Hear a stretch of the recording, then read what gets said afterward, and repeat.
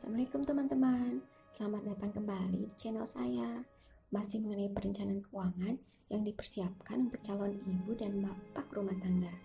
Setelah kemarin kita telah bahas teori piramida ekonomi ke-1, yaitu dana darurat, dalam video kali ini saya akan membahas secara singkat tentang teori piramida ekonomi kedua, yaitu asuransi. Oh ya, untuk teman-teman yang belum menyimak pembahasan sebelumnya, ada baiknya untuk membuka video saya sebelumnya, agar pembahasannya bisa berkesinambungan. Linknya sudah saya cantumkan di box deskripsi ya.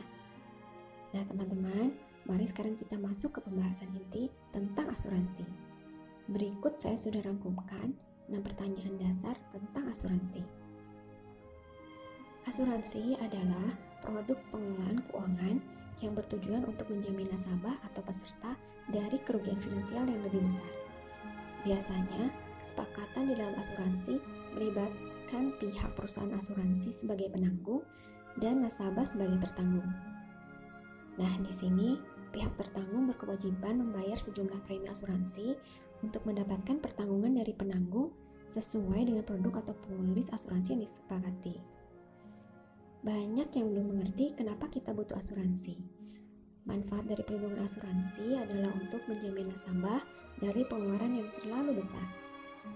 Teman-teman, biasanya perusahaan asuransi sebagai pihak tertanggung akan memberikan pertanggungan dalam wujud pembayaran biaya tertentu, pemberian santunan uang tunai, penggantian unit baru, menanggung biaya perbaikan, perlindungan hukum, dan lain-lain, sesuai dengan kesepakatan.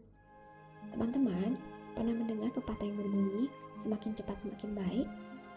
Hal ini pun juga berlaku dalam dunia asuransi. Karena semakin mudah seseorang memiliki asuransi, maka relatif semakin murah premi akan dibayarkan. Bersyukur pada masa sekarang ini ada banyak tempat asuransi yang bisa kita datangi, dari perusahaan milik pemerintah atau swasta. Nah, yang harus kita cermati adalah prioritas kebutuhan kita tentang asuransi. Jadi, ada kejelasan kita harus mendaftar ke asuransi mana. Apakah asuransi kesehatan, asuransi jiwa, asuransi kecelakaan diri, asuransi umum, atau asuransi sosial. Nah teman-teman, dari penjelasan singkat di atas, secara umum sudah jelas bahwa semua orang sebaiknya memiliki asuransi sesuai dengan kebutuhannya. Mungkin teman-teman yang bertanya, apakah susah mendaftar asuransi? Mudah kok, kita tinggal daftar secara online atau offline ke perusahaan asuransi. Persyaratannya juga cukup mudah, kita tinggal menyiapkan KTP atau SIM atau paspor, kemudian kartu keluarga, kemudian buku nikah bagi yang sudah nikah, kemudian akte lahir anak, kemudian pas foto 3x4 2 lembar, kemudian kartu izin tinggal terbatas atau kartu izin tinggal tetap untuk WNA. Adapun hal-hal seperti premi, uang pertanggungan, pengecualian, dan kesehatan keuangan perusahaan adalah elemen penting pertimbangan yang harus diperhatikan saat kita memilih asuransi ya teman.